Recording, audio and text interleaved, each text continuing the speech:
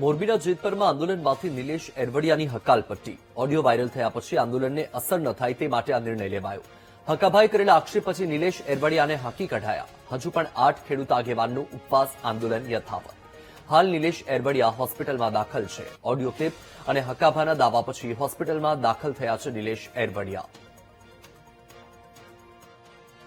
મોરબીના જેતપર ગામે છેલ્લા 17 દિવસથી અનશન આંદોલન જે વીજપોલના વળતર બાબતે ચાલી રહ્યું છે। ગઈકાલે સરકાર દ્વારા જે અલગ અલગ પ્રકારની જાહેરાત કરવામાં આવી છે, જેને લઈને અનેક અગત્યની જો વાત કરવામાં આવે તો હકાભા ગઢવી અને નિલેશ એરવડિયાનો એક ઓડિયો વાયરલ થયો હતો, જેમાં નિલેશ એરવડિયા અને હકાભા ગઢવી સાથે 2 કરોડની વાતચીતની જે ડીલ હતી તેની વાતચીત થઈ રહી હતી। ત્યારબાદ હાલ તો નિલેશ એરવડિયાને અહીંયાથી હકાલપટ્ટી કરવામાં આવી છે।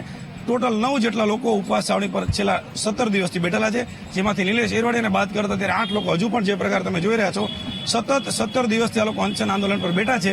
અને જે પ્રમાણે દ્રશ્યો તમે જોઈ રહ્યા છો ઉપવાસ છાવણી પર જે 9 માંથી હાલ તો 8 લોકો પણ એ જ પ્રકારે દેખાઈ રહ્યા છે। આ બાબતે વીટીવી દ્વારા રાજ્ય કક્ષાના મંત્રી કાંતિલાલ અમૃતિયાનો પણ સંપર્ક કરવામાં આવ્યો, પરંતુ તેના દ્વારા પ્રતિક્રિયા દેવાનો હાલ તો ટાળવામાં આવ્યું છે।